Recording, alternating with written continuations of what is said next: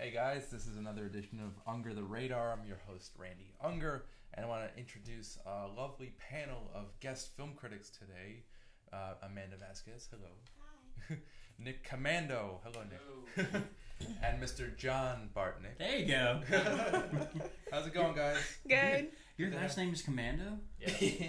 Oh my god, that is so epic. Thank you. I feel I'm just going to leave the show. Like, I got nothing to compete with. Yeah, that. That's it. I think most people are disappointed when they meet me because they expect me to look like Schwarzenegger. And then they realize that I look more like a minion. No. Only because of the shirt, though. It was a weight joke. Okay. It was more because of just Or maybe a young Santa Claus, but Alright, I'll take the Santa but I'll slightly take more built. Slightly. Yeah. Slightly. He's like, I'm more of a pear than I am an apple. He's like, please take this I'll as a take it. compliment. So how's everything going, guys? I know you guys are all recurring guests, so this is pretty cool. So I think there's a little bit of a competition, guys. What's the number? Nick, do you know Who's your for number? second place? I win. You win. I win. There's no contest. I win because I said so. Okay. There's no real. That's a matter of opinion. It's my opinion. It's always right. Oh, yeah. My opinion is I'm better. You guys are equal in my eyes. I humbly lose. Wow. Wow, that's very Brady Bunch of you, Randy. Very nice of you, Amanda, to bow out so gracefully for John and I to duke it out, Yes. so to speak. And by duke it out, me running away. I have no problem. I have no problem competing. I'll go full Tu Wong Fu. Yeah. Thanks for everything, Julie Umar. I'll go in drag. I don't care. Would you do that for Under the Radar? No, because you're a horrible person. I'm better. Drag? All for the I contest. make a beautiful woman. I just have to Yeah. shave my beard. That's why I have mine. Otherwise, 15-year-old girl all day long. Yeah. Oh God. I mean, The visuals, they keep coming in, and it's just. I got checked out. That's why you're smiling every so often. I Yeah. don't know what I'm smiling. I got checked out by a guy in Greenwich Village once. So. Yeah. Okay. I can see that. That's the initial reason why I have facial hair, because where I live, a lot of people would stop at the bus stop and be like, "Hey, mamacita." Like, here, come for Poppy. I'm like, and then I turn around, they're like, "Oh!" and they gun it. The new name for the show is now Off the Rails. And I love it. I love it. All right, guys. So, with that said, I think we're going to start on our first movie. Basically, we've got two movies that are surrounded by the superhero comic book culture. And the first movie is a strange one, but I liked it a lot. Supercon, which is basically a bunch of comic book artists and former TV stars who decide to plan a heist on this Comic-Con and rip off mainly Adam King, played by Clancy Brown. Lex Luthor. Lex Luthor. The voice of Mr. Krabs. Yeah. Claim to fame. That's his claim to fame. Yeah. You will convince me of nothing else. He is Mr. Krabs. Every time I see him, I go, that guy likes money. And he was one of the henchmen in Flubber. So. Oh, was he? Yeah, he was. He was also on The Flash, Which one? The original? the Grant Gustin vehicle. He Okay. was an evil general guy. We're just Okay. skipping over the headliner here. You mentioned he was a thug in Flubber? Yeah. Yes, I did. I'm still stuck there. I'm not ashamed. How high is that fall, huh? Like, you're Lex Luthor, you're headlining cartoons, It was and a all of a year sudden after, too. you're the bad guy number one in Flubber, the bad Robin Williams movie. Yeah. He was in A Few Good Men, too. Was he? Wow. Yeah, But he wasn't one of them, though. No, he wasn't. Was he a general or something? I think he was. Yeah, yeah. He's all over The the How only can he not reason be? I know that is Yeah. because there's a podcast I listen to where the host interviews sort of like fourth or fifth supporting actors in Okay. famous movies, Okay. and he was on it. Okay. And Cool. he like had stories about filming and stuff. So Yeah, he's an interesting guy. If you listen to an interview, Yeah. he's a very interesting guy, and he does have a wonderful voice. He He does does Yeah, have his a voice is epic. Yeah. Yeah. Seems like a good actor. His career, not so much, apparently. Very versatile. I mean, He Yeah. seems to hear him extremely talk, I would versatile. never have expected him to be a cheapskate crab. Never got into SpongeBob, but okay. Now I think I might. Because of him? Yeah, Because I of will. Clancy, yeah. I hate Only because SpongeBob of- with a I passion. might not It's so have to. annoying. I might not be able to come on the show anymore. Uh-oh. Never got into SpongeBob. I'm a fan. Oh, no. That makes me Okay. sad. But before we get into SpongeBob, let's Or talk about go the off the rails movie.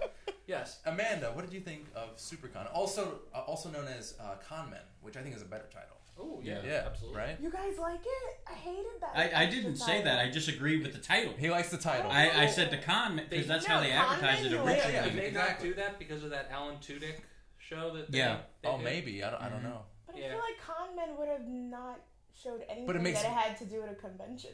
But it's a con. So I would have expected. Well, in this movie's defense, it didn't show much of Comic-Con life anyway. That's true. Yeah, I agree with that one. That's true. What did you think, Amanda? I didn't like it.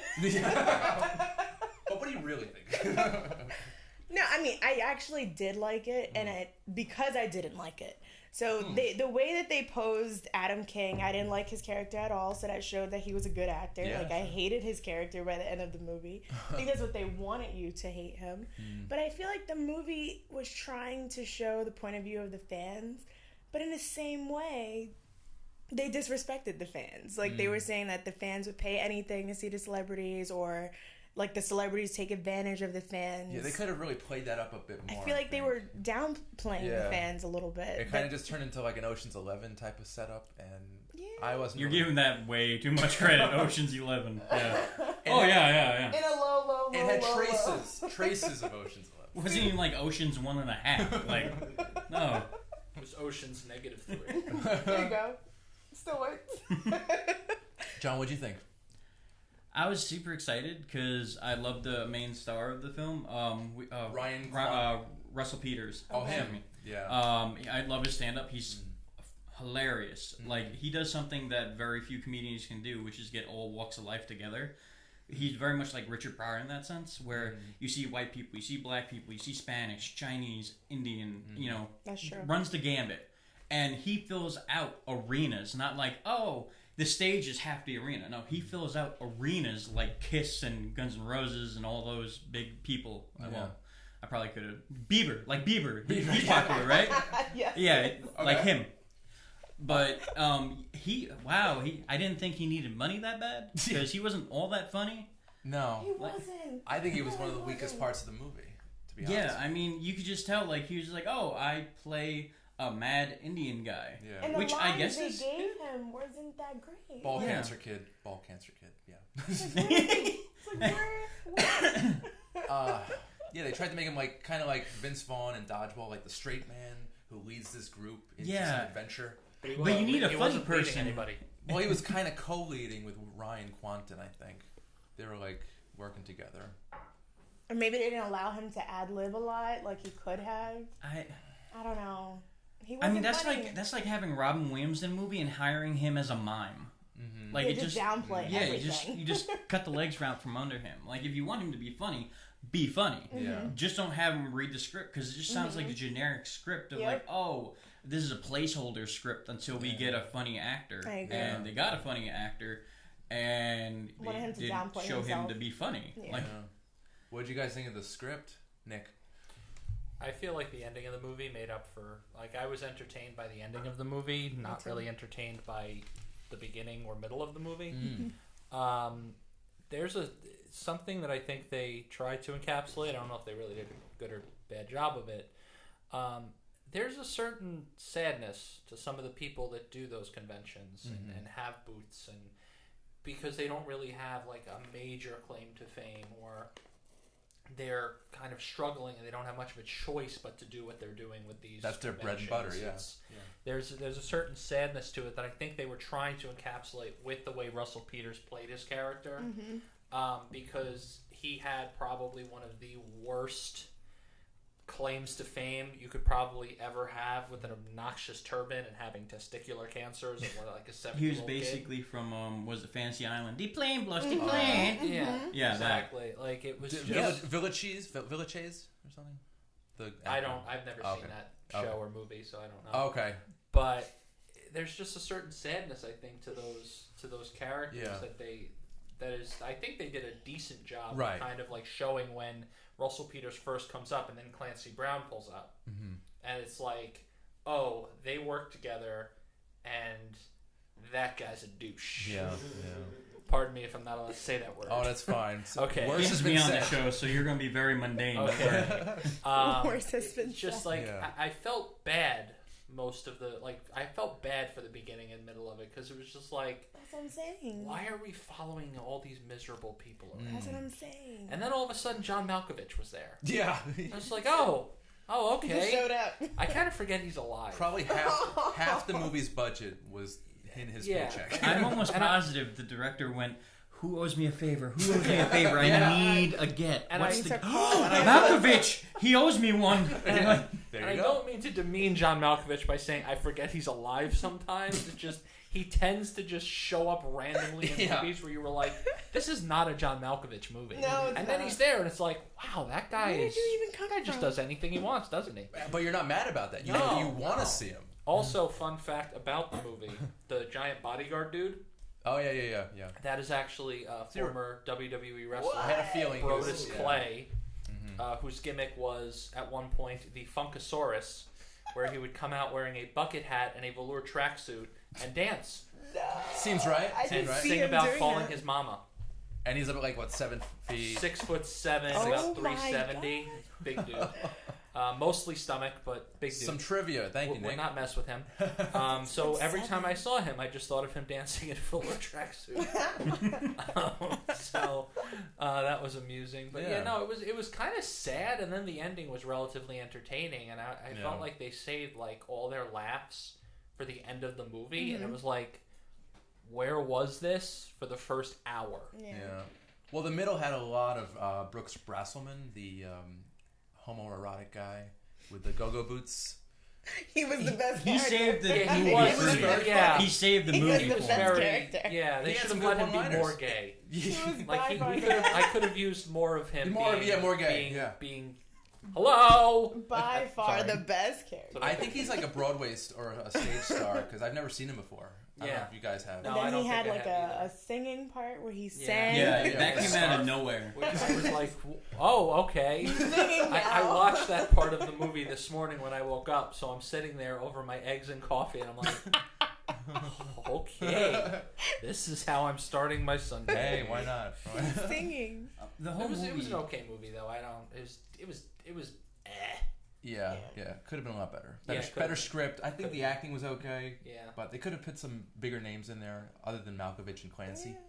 But I mean, it feels like they were trying to encapsulate Comic-Con life for the fans and the people who participate because lots of old wrestlers never got any compensation. They were just paid straight, and then nowadays they live on Comic-Cons. You know, these old actors live on Comic-Con, and that's their life, and that's what they have to do till they die. Yeah. If you should pick one, because they had both, but they didn't commit to either. They went the dick and fart joke route, which is sad. Yeah, but then there's no dick and fart jokes. Well, there. Like there's one, Really? there's Yeah, one not joke, Really. There's a few really, farts. and that's with the gay guy There was a lot of who fell into the masturbation. toilet that was in the trailer, and Yeah. I'm like, all right, that's your funniest shtick, Right. and you put that through At the the whole scene end. in the trailer and at the end, It was at the end. See, that's just lazy writing. They needed a better script, like I said. Better jokes. how do I not have a career? I could write bad too. Do it. I mean, You could have totally. I'm for hire, people. Come on. Yeah. John Bartnick was. I can mess up a script as good as anyone. But The one Yeah. thing too I just wanted to say about when they kind of were like, these fans will pay anything to do it, Yeah. to go to these Comic-Cons, that's not really wrong. Mm. if you because I've never been to a Comic-Con, but ever really? yeah, That's been a I very almost went to There's a door. the one. I almost went to the one at Nassau Coliseum last year. It's still Nassau Coliseum. I'm not calling it NYCB Live. They changed the name? Yeah, it's It's what? NYCB Live. No. It's At awful. Nassau That's a horrible- Coliseum. No, it's Nassau Coliseum. It's Nassau Coliseum. Doesn't roll off the And tongue. it's like probably it's like $35-$40 to get in, but then you go to people's booths and you have to pay to see them. It's 200, like, Are you $300. talking about paying Eternal it- Con? Why am I paying? Yeah, Eternal Con. Why am I paying $500. admission to go into this building to spend more money? Yeah. You're Just basically to- saying, "Oh, you want to go and spend $100 on on all these people and take pictures and get their It's to autographs? walk around. Take $25. You have to pay $25 to do that. No, The $35 is to just walk around and absorb the atmosphere. Yeah, but it's like, why? It's like it's just. I love it though. Why? No, I can walk around for like 2-3 hours. He and be really totally, can, yeah. though. No, I'm not. That's so interesting. I'm not. Well, maybe not 3 hours. I'm not begrudging people that can do that. For me, as somebody who is mildly, and I mean this very, very intensely, mildly financially conscious, it just seems like, to me, it's just like, why am I going to spend that money to go into a building and really, like, yes, you have the experience, you see all the booths and stuff, And you get to it's meet like, people too. Like you see people you, in great costume. You meet people and see people in costume and stuff, but still, it's like, why are you charging me money just to go in there? Yeah. Like, you really just can't take a cut of whatever the guests make and make money that way. It just, to me, it's just like, Because you're making a lot of money with the admission. yeah, It's kind of like going to the bunny ranch and having to pay at the door and then the girl. Yeah. yeah, exactly. Or man. It's I just don't- like that. Sure. I haven't been to Vegas. Is there I one was at the bunny thinking ranch? I was thinking legitimate rabbits, but okay. Yeah, me too. That's what I thought. I was like, Well, oh, that's there's a what ranch you do. where I'm you not can go going and to pet- judge. I just where you hope it's can go and consensual. pet little lop-eared bunnies. That's great. My bunny doesn't let me pet him. How dare you judge furries? They're a backbone of this country. But back to the con talk. Mark Hamill charged $250 for pictures and autographs. Last times they don't get to say the rates though. Oh. It's So you have to find say out when you get there. he'll charge say $50, but then the convention will be like, okay, on top of that, we need an extra 150. Wow. Which kind of goes back to my original point. It's like you can't just take a cut of what they charge. Nope. The convention You know, and adds then money they just onto it. all that, like, you, to me, it's like, you know, Mark Hamill is a bad example. Like, Greg the Hammer Valentine probably does every Comic-Con he can do. Wrestler, I'm assuming? He's from the 80s, yeah. Fantastic match, 1983 with Roddy Piper. Dog collar match. Watch it if you That's can. good. Well, Great. YouTube. Roddy Piper's ear bleeds. It's great. Oh, God. He probably is like maybe $50 to get an autograph. That's average. Maybe take a picture, right? I think he does stuff at the Wrestling Universe in Queens. I think it's like $50. He goes to a Comic-Con. You seriously mean to tell me you can't just push his price up $25, take that 25, and he walks away with 50, and you don't make a profit off that for 3 days? Come on, it's just That makes sense. That's what I'm saying. You know. They're extorting the fans, Yeah. and that's why I said I didn't like it, but I liked it because I didn't like it because it showed a whole part of the because conventions it kind of that shows that a side lot of of people it. don't think about. It shows the seedy side of it. It's that you a don't lot really of want to money think that about. they're But extorting at the same people time, I from. get it. It's a whole experience. You could go Right. in and pay $25 and just walk around and see all these people, Yeah. and just be like, "Oh, that's really cool." You know, There's like nothing I've gone to extra. wrestling Like you're events just like that. seeing booths. They expect you to buy from the booth. So there's just. It's really just a place to buy different things, like It's an just expo. to make money, like, yeah. Yeah. It's It's not like really. a mall, really. Yeah, and I didn't realize that until I went to my first convention, Which was and I thought, Monster Mania last fall. That I was thought it was a awesome. lot more to it that you were paying for. Yeah. I was like, if I want to see people with costumes, you go to parades, you go to Halloween parades. It's kind of like a weird gym. You pay money just to walk, but then you get to see like a half naked guy in a Wonder Woman outfit. So I mean, there's a trade off. And they But sell, living and in they, New York City, you can see that on the and I'm street at any time. That's true, man. That's true. That's true. You And they can probably just go sell to funnel. 42nd Street. They probably sell funnel cake at the Just event, go so the straight. walking is kind of counteracted by just the pure fat that you'd be You eating. go so. straight to 42nd Street for free. Yeah, it's true. It's very true. Way to deflate my argument. Thanks. So, John, how many cons have you been to, or have you lost count? Well over 25. Really? Yeah. Okay. Um, Separate cons, or you mean each time? No, it's separate cons. New Okay. York Comic Con, Big Apple Con, Nice. Eternal Con. Do you have a favorite? Not really, because No. you get different things at different places. That's true. You know. Yeah. Like Eternal Con is more of like they blew up way too quick, so it's not fun. Yeah. Like if I wanna be a fan, I'll go to New York Comic Con because I'm gonna be paying out the ass. But you know what? I'm gonna get to accidentally run into Clark Gregg, Agents of Shield, Coulson. Oh yeah, Yeah, I like him.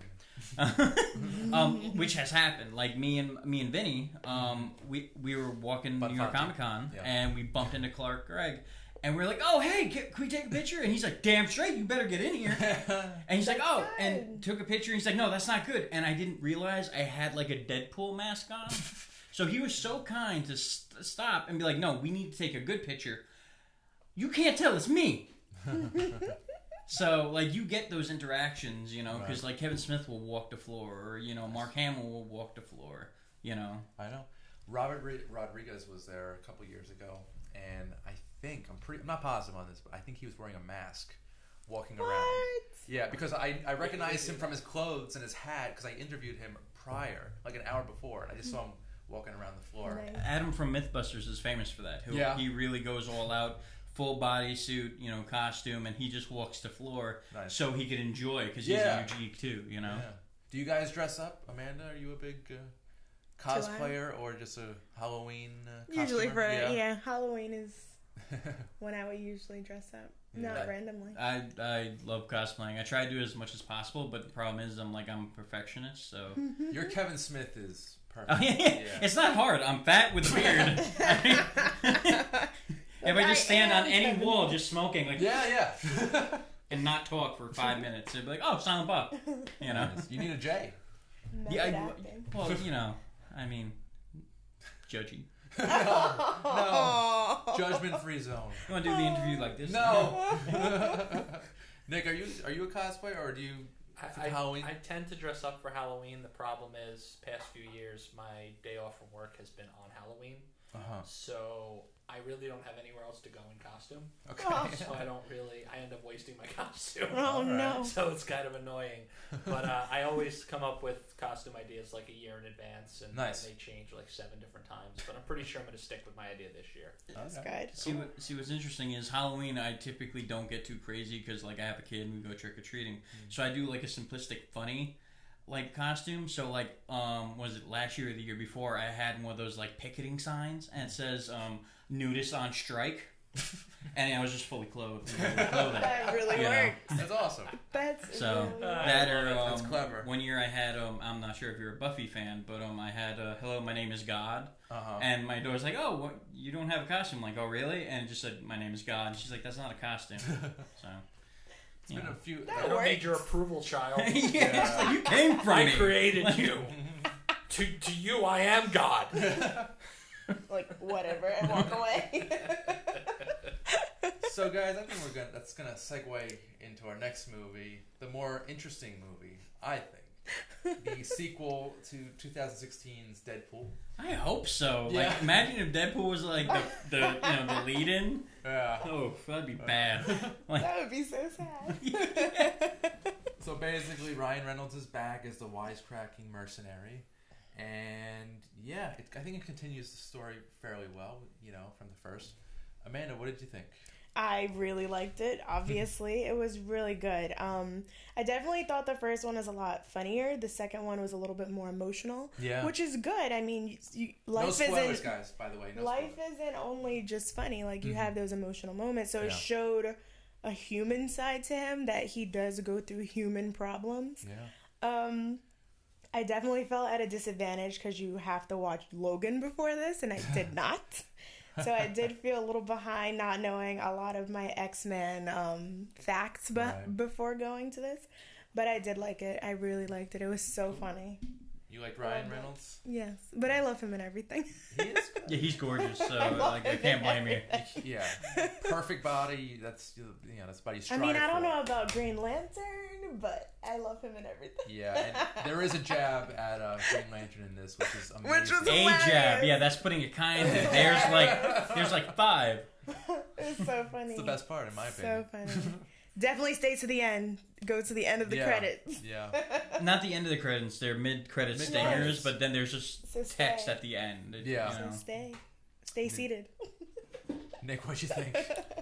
First of all, I'd like you all to know that no spoiler warning was specifically for me. Second of all, I actually enjoyed Green Lantern. I didn't really realize it was such a terrible movie in the eyes of everybody else. I enjoyed it. I thought the villain could have been better, but I enjoyed it. Anyway. Mark Strong was great, though. Yeah, but the giant outer space thingy. Oh, yeah. See, so you have problems you don't like Head? What?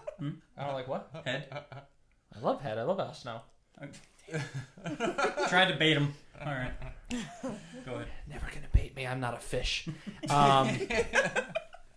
The first one was definitely better. Yeah. His Deadpool as a character does not work necessarily when you make him more human and you give him kind of heavy things to deal with. So it was a little strange at times because usually in those scenes he'd be wisecracking or making some sort of silly comment, and I don't know if the best idea creatively was to kind of give him an opportunity to be more human. With that said, it was still a very entertaining movie. His back and forth with Cable was great. Julian Dennison, that kid's gonna win an Oscar one day. Which one was he? He played Fire Fist. Okay. He is a fantastic actor. Yeah, like he's I so good. just believed everything he did. I just watched him and I was like, I don't want to mess with this kid. And you felt everything for him. Yeah, you feel for him so hard because there's, and it was kind of humane things or human kind of topics or real world topics that they tackled with that. But it was still a good movie. It was still highly entertaining. My girlfriend Sarah's one complaint was there were no unicorns in this one, which I believe is a legitimate gripe. Actually, I think there was, but it was in the background. I think it was on the desk, on the couch scene. It was in the background, if I remember correctly. Now I gotta go back and watch it. Yeah. Peter with X-Force was probably one of the best parts of the movie. He was so innocent. Look out for the scene with the Vanisher and what happens to him. All That the was great. Process. Yeah, that was great. Yeah. But altogether it was a very, very good movie. I don't know if you guys saw the little crawl at the bottom. They kind of made acknowledgement to T.J. Miller's recent issues. No, I didn't catch that one. Yeah, they said, I don't really think this is a spoiler because you kind of have to look for it. They said Christopher Plummer declines role for Deadpool 2 because he took over for Kevin Spacey in that All the Money in the World movie. Oh, right. After Kevin Spacey That's was funny. revealed to be a gay pedophile, apparently. That's what I like too. They had like little quotes. That Yeah. You have to know these people's lives to know things. Well, no, because apparently, literally, they And you took have to Christopher know- Plummer, just digitally rendered him into every scene that Kevin Spacey was in. And I read that article. I was like, oh wow, I didn't do that. But no, I thought it was a good movie. It was enjoyable, and I think this kind of just sets the tone for them to do X-Force more than a Deadpool 3. But it's just him and what's her name? The lucky girl. Domino. Domino. Well, no, Negasonic Teenage Warhead, Oh, Colossus. yeah, I Colossus. think Yeah, all I of them are did part like of the it. incorporation of one character that I did not see coming that I kind of predicted when I figured it out. So Okay. That's I'm not a what spoiler. are you talking about? Oh, that's not a spoiler. well, if you said it, it would have been. Don't tempt me. He's like it's a pre-spoiler. Don't tease me. John Bartnick, your thoughts? Here's the thing, like, you're just protecting yourself from all the shade I'm about to spew. I love Deadpool 1. That was one of the most perfect comic book movies to me. It encapsulated the character just perfect for screen. So it was a tough battle to be as good as number one. Yeah. Number two, it's weird. Like, I laughed through the whole thing. But this is a movie where you could see it 2 or 3 times and still miss a joke or pick up a new joke that they said. So in that aspect, it's very much like the comics because a comic is like 20 or 30 pages and each panel he'll say a joke. Right. Maybe 15% of them land, which is kind of similar. There's jokes in here for everyone. Yeah.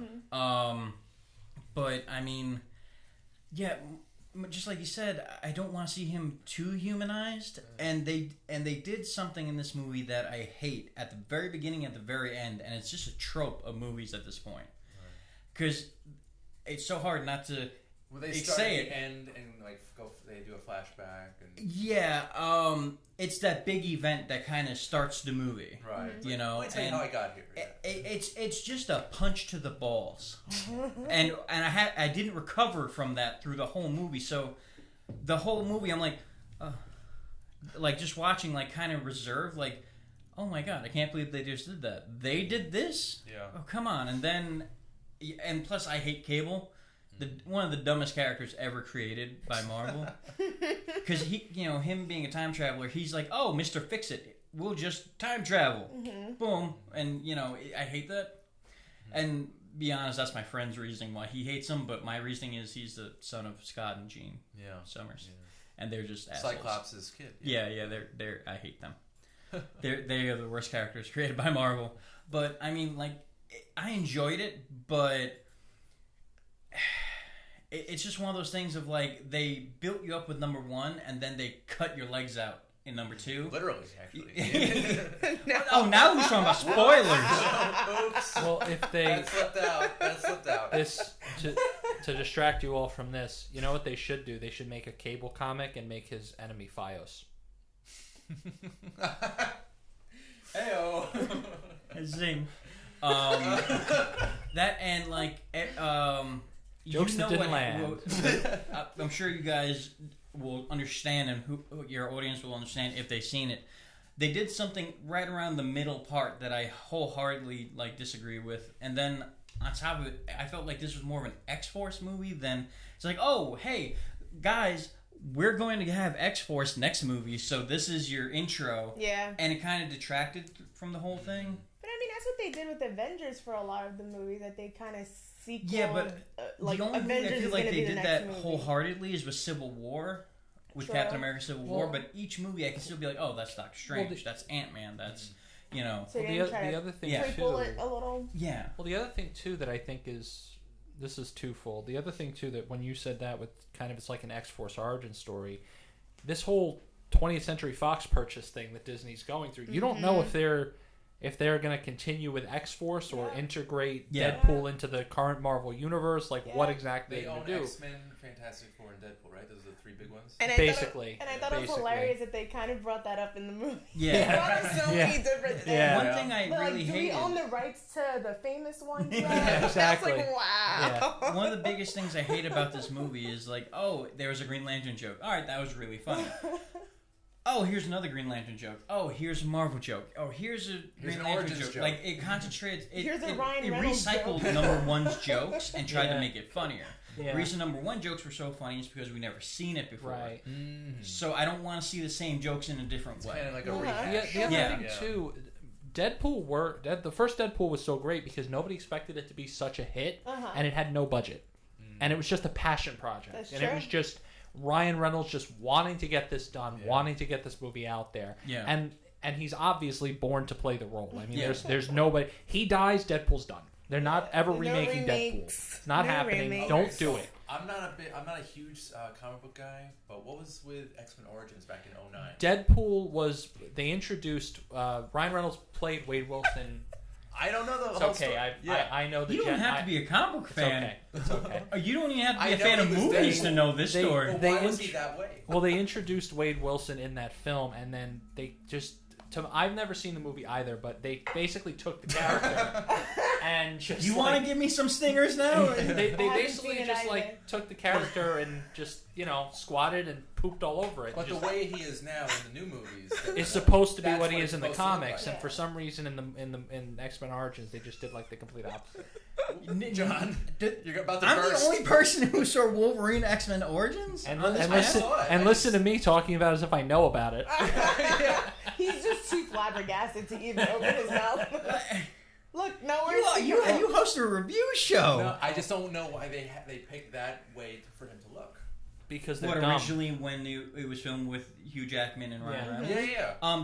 That's purely Fox being, oh, we're a studio, we know how to make movies. Yeah. You know comic books. Yeah. Why don't you shut up? So they want And to they- show his yeah. face. And to they attract also audiences. Ryan Reynolds also has said that he had problems with what they were going to do with the character in that movie, and they basically told him, well, either do it or you're fired. Yeah, he Like stated they were many gonna, times. they threatened to they basically held him wow. hostage and said, you're playing it this way or you're not going to be in this project. Oh wow. Yeah, and then he- that just sort of springboarded this whole thing. Yeah. Yeah, and he said, to end cap that, he also said, he's like, listen, I was like, you know what, I'll make a crappy character of Deadpool in this movie. Maybe I'll get to be Deadpool in another movie, and that'll be good. Right. And he said many times that that's the only reason why he stuck with it. Yeah. And he produced Deadpool 1 and 2. Mm-hmm. Yeah, And he did. he co-wrote it as well. He did. The thing that worked about Deadpool 1, though, is it was so low budget, it was so small, it was just a passion project. Now you have the machine behind it. Like, you have to kind of... And I also think Tim Miller leaving the project had something to do with that as well. Yeah. Because he was pretty much on it with Ryan Reynolds from Jump Street. Yeah. I think that had something to do with it, too. But that's not a movie that I feel like you... That's not a franchise that I think you put the machine behind. I think you take what worked in the first one and you kind of mirror it as much as you can, at least budget-wise and economically, because you're basically going to just make money hand over fist at that point. Based on how good the first one was, everyone's going to go out and see the second one. It doesn't matter. Yeah. I was really disappointed with T.J. Miller's lines about his face. Like he says he looks like an avocado and all this. Yeah, from the first first one. movie was so much funnier.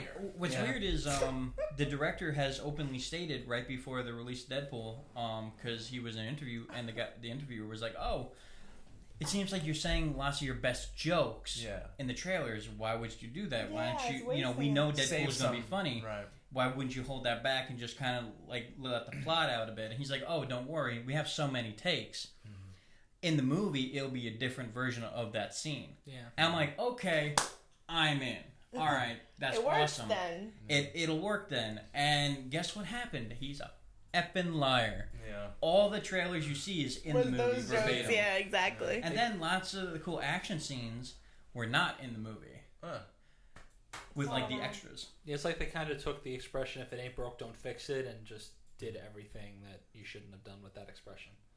That being said, I really did enjoy the movie. It was enjoyable. It was entertaining it was just extremely different than the first one. You know how you compare? It was more story, I think, than it was. It was a lot. That's what I'm saying. Like, there was so much more emotion, and then they tried to pull it back. Like, don't cry. Yeah. We're gonna make a funny joke, but you're like, but I want to cry. The best way to describe it is: have you guys seen Up? Yes. Yeah. You don't recover from that. Oh my that God! dramatic No, you scene do not. because the rest of the movie slows And down that a bit. doesn't work for a Deadpool movie. Yeah, you know, it's very similar like that. Like the events of the first 10 minutes affect the rest of the It was movie, so and you never sad. recover. You don't go to Deadpool saying, They were I in think love. I'm gonna cry here. Like, no. Mr. Fredrickson loved her, and You she don't- died. Why? You don't need to see the rest of Up to see, after you see the first 10 minutes. Yeah. It's just Just too turn No, it you off. do. You Just do. turn it off. You do strictly for Doug and the kid. Just turn it off. And the villain. I was have that- already met you, and I love you. Who voiced the? Was that Christopher Plummer. Yeah. Oh my God. And Ed Asner. But I Oh mean- my god.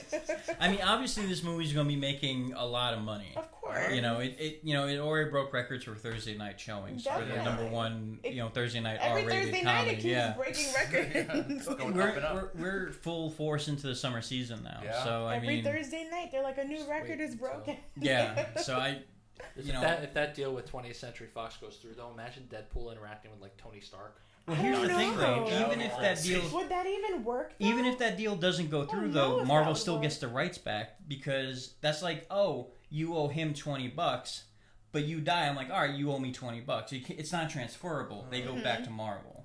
You know? But do you think How? it would work with his character? How? Because that's How the does contract. Deadpool go back to Marvel If 20th Century Fox gets sold to, say, Verizon, right? Oh, Then it the goes Marvel back. properties are sent back to Marvel and Oh, I Disney didn't know that. because you can't transfer. You'd have to renegotiate, and I they're the also ones don't that think started Marvel would it. do that.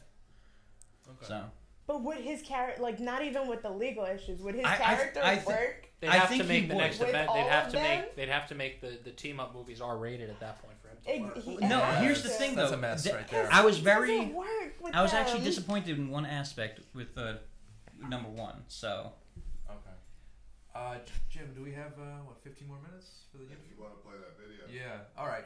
Sorry to cut this short, guys, but we're gonna have an okay. interview in a minute. John, Nick, do you have anything you want to plug? Nerd Sutra on YouTube just put out Plot Holes episode 2 where we review Avengers XXX.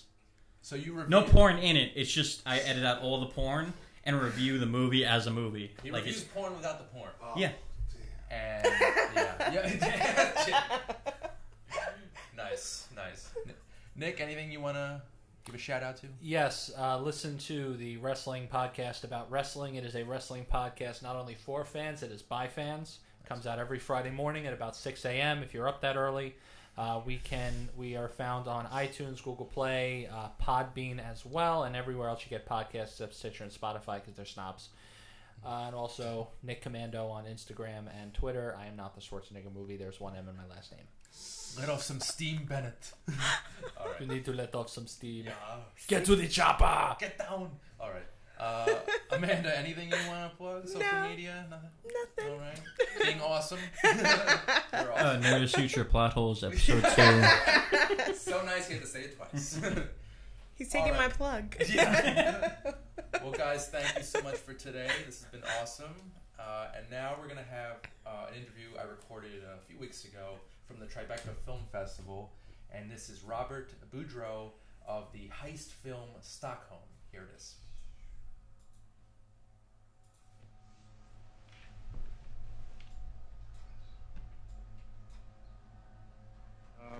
So thank you for taking the time today. I watched the film last night. It was really, really well made.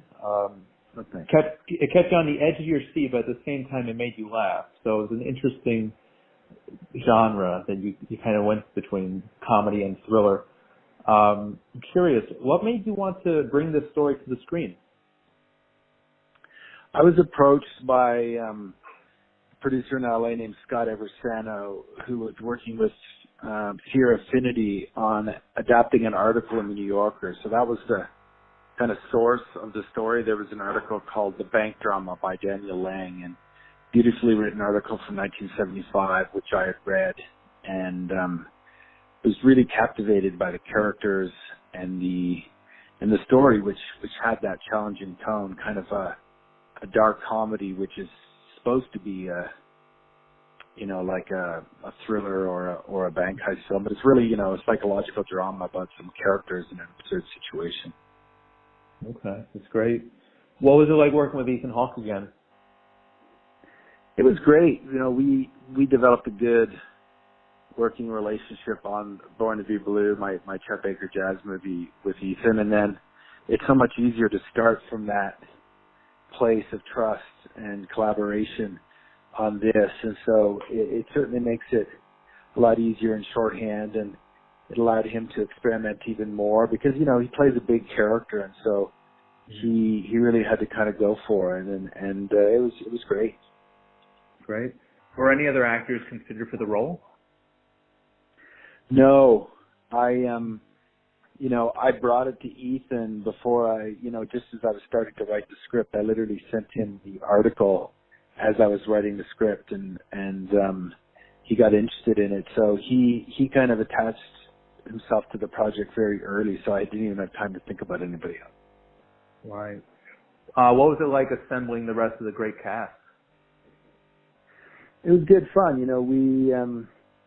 Ethan came aboard last fall, and then the fall before that, I guess, fall 2016, and then I've always been a fan of Noomi Rapace, and because this is a Swedish film, and we didn't necessarily want, just like, one of the things I love about Noomi is she's not a typical leading lady. Like she's got a bit of a unique presence and intensity, which I thought would really suit this tone, and I knew it was probably going to be a personalized story for her, and so we reached out to Noomi, and she was really excited to jump on board, and it turns out she was kind of friends with Mark Strong, and so Noomi in turn recommended Mark, and we got Mark aboard, and then that's the core of the cast. Christopher Heyerdahl, who plays Chief Matson. I was a huge fan of his role as the Swede in Hell on Wheels, where he plays a Scandinavian baddie, and so that was kind of the fourth major piece of the casting puzzle. Great. What were some of the challenges you guys faced on set? We were fortunate that we were able, for the most part, to shoot chronological because it's such a limited, contained story. But a few of the times that we didn't, we had to catch ourselves with chronology. Noomi kind of hurt her eye a little bit doing one of the big finale scenes, and so there was a bit of a worry about that. But in the end, it was like a remarkably straightforward shoot that we finished on time. Like I don't really have any big horror stories, which is probably a good thing. Definitely. Was this a set or was this an actual bank that you filmed in? We shot it in Hamilton, which is just outside of Toronto, Canada, and we used an old railway station lobby, and we turned that into like a big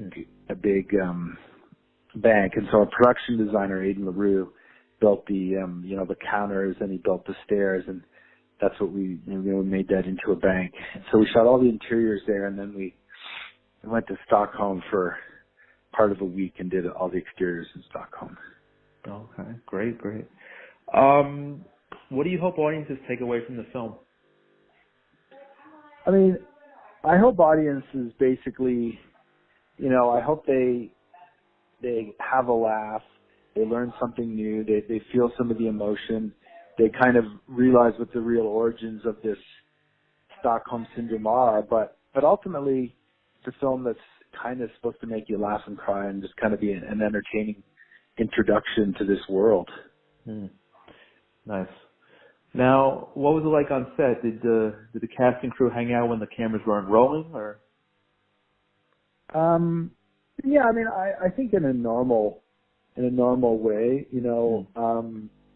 Ethan tends to be quite a collaborative, down to earth actor, so he sets a pretty relaxed tone. I'm a pretty laid back director, so it was a pretty chill set. People would hang out and it was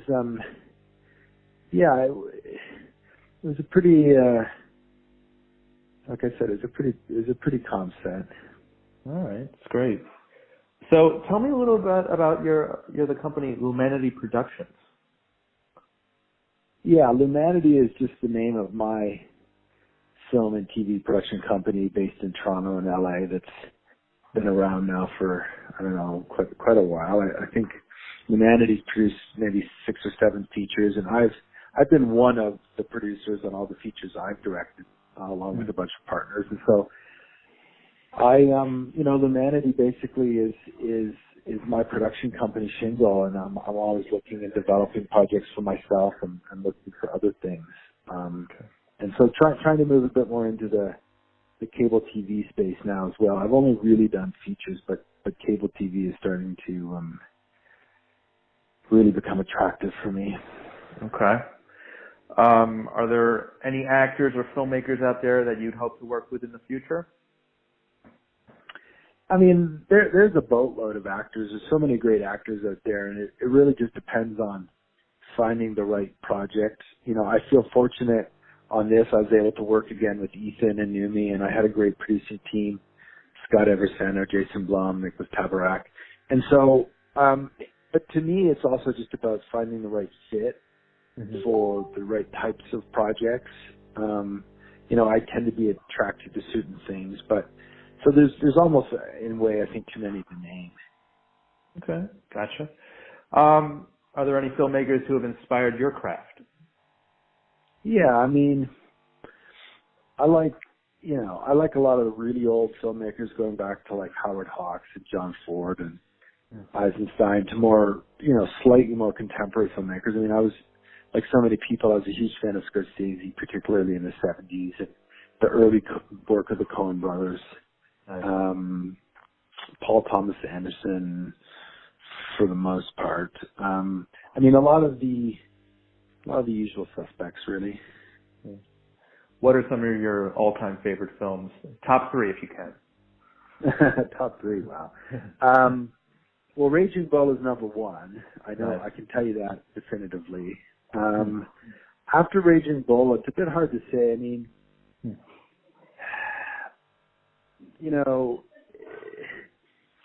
Vertigo has, even though, again, that's always kind of ranked one of the top films with all the different crazy lists and stuff. Vertigo is a film that has kind of haunted me, that I always like to go back to. I don't know, I think that might be in my top 3, and I don't know what else. There's a long list after that. But Raging Bull is certainly the one clear-cut winner. Okay, great. Now, you're calling from Canada right now, correct? Yeah, Toronto. Okay. Yeah, so as you know, or are you planning on coming later on, or? not at all. Yeah. Yeah, no, I just got back from New York, so I was in New York last Wednesday, and we had the premiere of Stockholm on Thursday night, and then we had another screening Friday, and then we had another screening Monday, so I was at all 3 screenings. Great. And how are audiences reacting to the film? Good. Yeah. No, we've gotten a lot of laughs. Like it's the trick with one of these, and then it comes down to just a lot of research. Really, with like an art to do that for how it is rare, and so.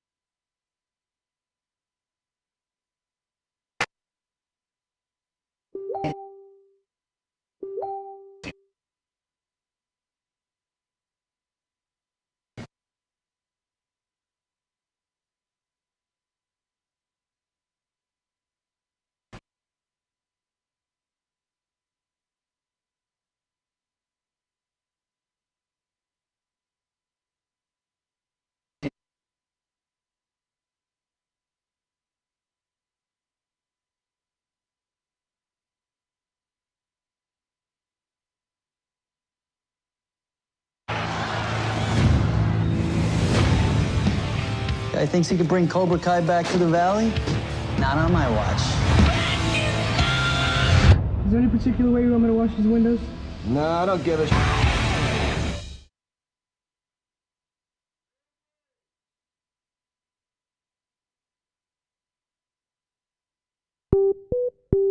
What was it like when you That's first our show. discovered I've this? been your host, Randy Unger, and we'll be back next Sunday, same time, 1 p.m. Eastern.